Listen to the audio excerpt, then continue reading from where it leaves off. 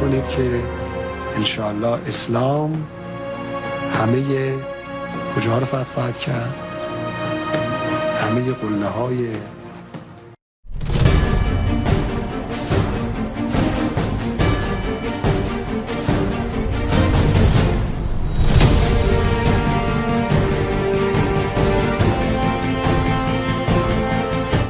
À vrai dire, Dieudonné en est à sa 3e visite en Iran. En novembre, il avait rencontré le président Ahmadinejad et obtenu une généreuse promesse de soutien pour son film.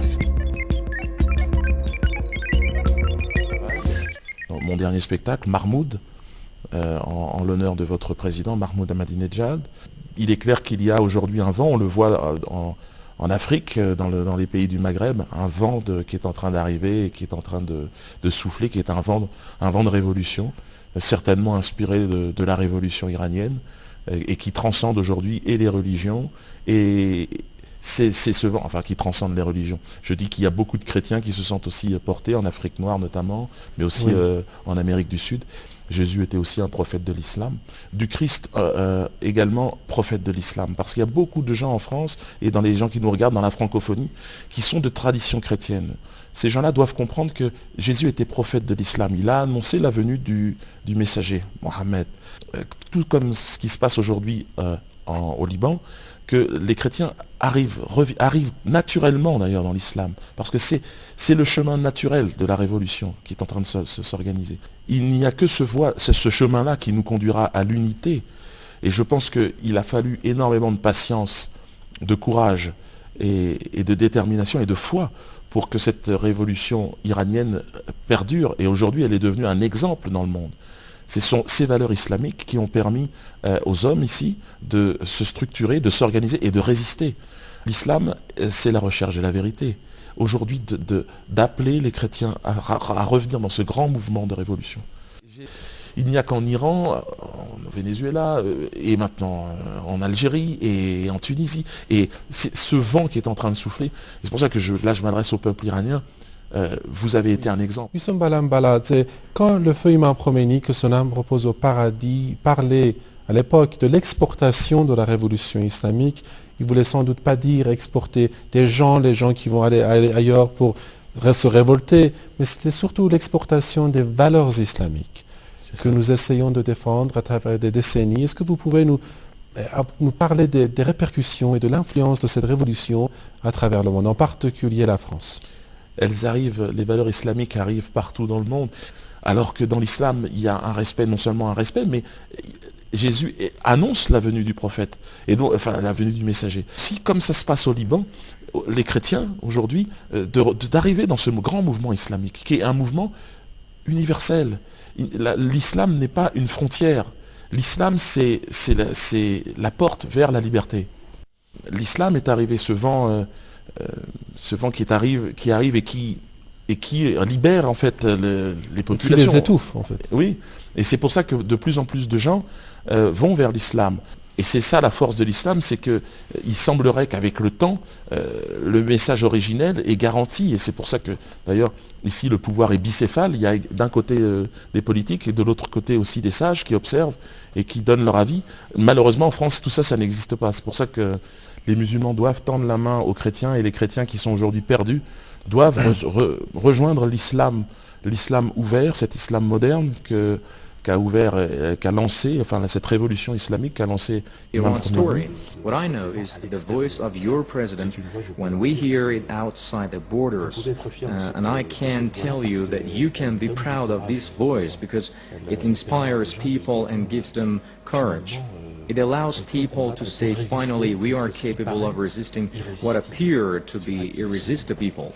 Vous avez eu un entretien You've met with President Mahmoud Ahmadinejad. Would you like to tell us what happened during the meeting and what you talked about? Est-ce que vous avez parlé?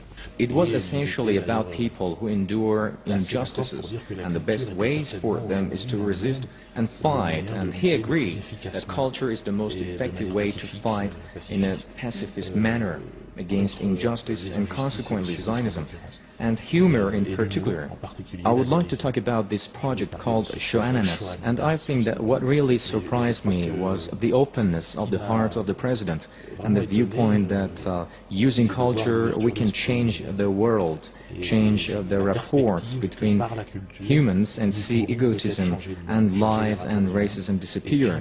Things that have been integrated by the Zionists project, and I think that Iran as an example is creating the movement. And I can imagine that it's a heavy burden for Iranians to carry, and you should know that these efforts have turned Iran into a country which has become the last battleground for resistance and which is helping this develop all around the world, like in Venezuela, for example, and in Europe, political movements like the anti-Zionist party, which is developing all around Europe and was established in France by Yahya Gouasmi and me, and based on the Iranian model, a revolution is developing in France, and we are adhering to the ideology.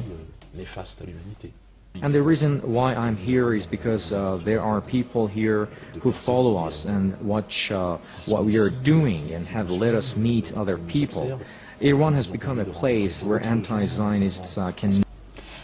Thank you very much. And the final question that I have for you is regarding the movie that you're planning to make here in Iran. Would you like to tell us? Après la chute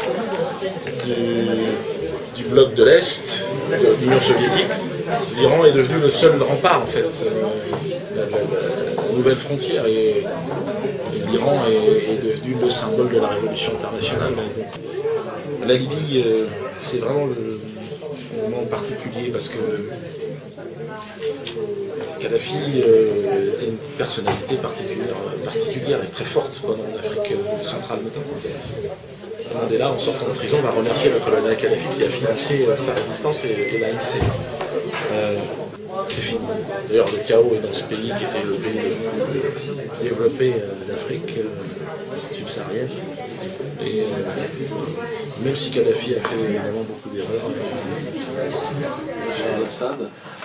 moi j'aurais un peu la position évidemment des Russes, des Chinois, qui est une position, bon, je pense qu'il faut laisser aux Syriens le soin de gérer leurs affaires internes. Je connais bien la Syrie, je me suis rendu à Damas, j'ai joué mon spectacle là-bas. J'ai pris beaucoup de bon temps à Damas parce que c'est vraiment un endroit, un carrefour passionnant, Damas. Damas, c'est là-bas que j'ai rencontré Hugo Chavez d'ailleurs. Et sous le régime de Bachar el-Assad, il y a énormément de discussions, il y a une vraie qualité de dialogue, de débat là-bas. Alors, vive la Syrie évidemment, et puis vive la résistance.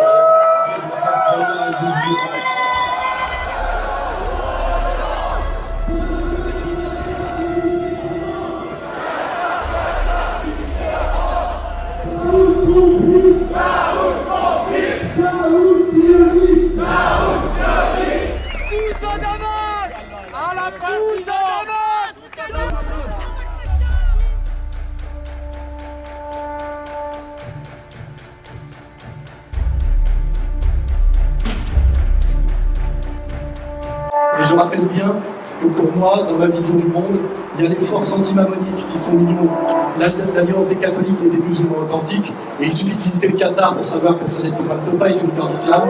Quand je suis allé en Syrie voir ce qui s'y passait, où je suis resté quelques jours, mais j'ai des liens suffisamment profonds avec la Syrie depuis suffisamment longtemps. Je réponds s'il y a des critiques. Une volonté de foutre en l'air le régime syrien et de détruire la Syrie, instrumentalisée de l'extérieur, par effectivement l'empire américano-sioniste. Je lis les hadiths musulmans sur la fin des temps, sur l'eschatologie, et je vois à un moment donné qu'il y a un antéchrist qui doit venir, qui doit être combattu par le Mahdi, qui doit être combattu par Jésus-Christ. Les alliances que moi je déduis géopolitiquement et intuitivement ressemblent aux convergences des textes sacrés catholiques et musulmans. Je vois aussi que les grands résistants au mondialisme au monde aujourd'hui, qui sont Ahmadinejad et Hugo Chavez, et pas le pape Benoît XVI, hein. Là je remets bien les choses en place, il n'est pas du tout au niveau. Hein. J'ai rencontré les gens du Hezbollah,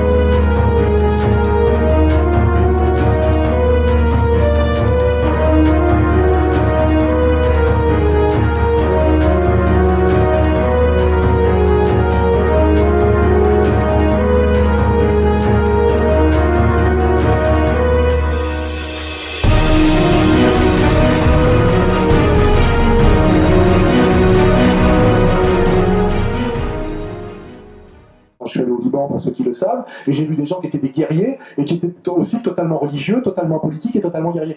Tu as le discours plus qu'antisémite. 45. Plus qu'antisémite. Tu n'as pas le génie d'Hitler. Tu n'as pas le génie d'Hitler. J'irais même jusqu'au bout. Si on a pu faire la liste antisioniste qui a coûté 3 millions d'euros, c'est parce qu'on a eu l'argent des Iraniens. Faut le dire, faut être honnête. Si on n'avait pas eu, on n'aurait pas pu le faire. On n'a pas 3 millions d'euros. Surtout qu'on les a perdus. Parce que pour être remboursé, il fallait faire 5% minimum. Donc à un moment donné, ça veut dire quoi? Ça veut dire si je vais en politique, je suis l'homme d'une puissance étrangère. Je suis l'homme d'une puissance étrangère.